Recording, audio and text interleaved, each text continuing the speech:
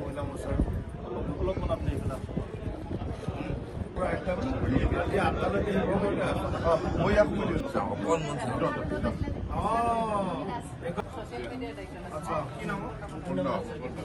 অসমৰ ঐতিহাসিক চহৰ শিৱসাগৰত আমি উপস্থিত হৈছোঁহি আৰু যোৱা মাহতো মই শিৱসাগৰলৈ আহিছিলোঁ।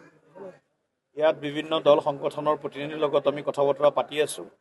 সাংগঠনিক কাম কাজৰ যি আমাৰ সশক্তিকৰণ সেই কামখিনিও আমি কৰি আছোঁ।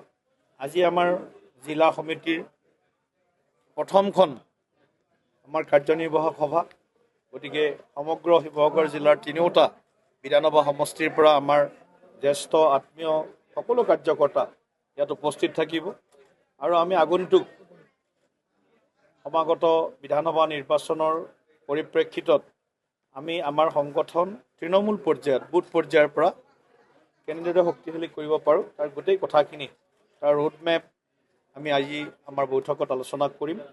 আৰু শিৱসাগৰ যি আমাৰ সাংগঠনিক ভেটি, সেই ভেটিটো ইতিমধ্যে শক্তিশালী, কিন্তু আৰু শক্তিশালী কৰি যাতে আমি বিধানসভা নিৰ্বাচনত তিনিওটা বিধানসভা সমষ্টিত ভাৰতীয় জনতা পাৰ্টীয়ে ৰাইজৰ আশীৰ্বাদত আমি জয়লাভ কৰাই নহয়, শিৱসাগৰবাসীৰ সেৱা কৰাৰ কাৰণে আমি যাতে প্ৰত্যক্ষভাৱে সুযোগটো পাওঁ, তাৰ কাৰণে আমি ৰাইজৰ লগতো এটা প্ৰত্যক্ষ সম্পৰ্ক স্থাপনৰ কাৰণে আমি আগবাঢ়িছোঁ।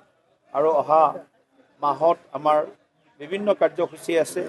তাৰ লগত এইবাৰ অহা আজিৰে পৰা আমাৰ প্ৰধানমন্ত্ৰী শ্ৰদ্ধেয় নৰেন্দ্ৰ মোদী ডাঙৰীয়াৰ যি 11 বছৰ সেৱা, সুশাসন আৰু গৰীব কল্যাণ, এই যে আমাৰ সংকল্প, সেই সংকল্পক সিদ্ধিলৈ ৰূপান্তৰ কৰাৰ কাৰণে আমি গোটেই মাহজোৰা আমাৰ কাৰ্যসূচী থাকিব।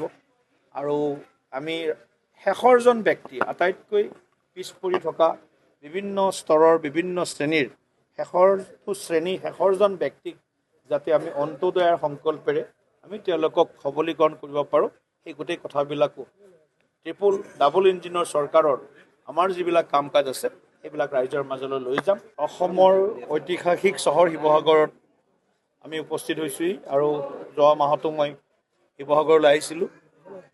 ইয়াত বিভিন্ন দল সংগঠনৰ প্ৰতিনিধিৰ লগত আমি কথা বতৰা পাতি আছোঁ।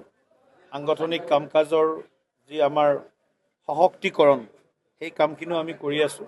আজি আমাৰ জিলা সমিতিৰ প্ৰথমখন আমাৰ কাৰ্যনিৰ্বাহক সভা, গতিকে সমগ্ৰ শিৱসাগৰ জিলাৰ তিনিওটা বিধানসভা সমষ্টিৰ পৰা আমাৰ জ্যেষ্ঠ আত্মীয় সকলো কাৰ্যকৰ্তা ইয়াত উপস্থিত থাকিব আৰু আমি আগন্তুক সমাগত বিধানসভা নিৰ্বাচনৰ পৰিপ্ৰেক্ষিতত আমি আমাৰ সংগঠন তৃণমূল পৰ্যায়ত বুথ পৰ্যায়ৰ পৰা কেনেদৰে শক্তিশালী কৰিব পাৰোঁ তাৰ গোটেই কথাখিনি তাৰ ৰোডমেপ আমি আজি আমাৰ বৈঠকত আলোচনা কৰিম।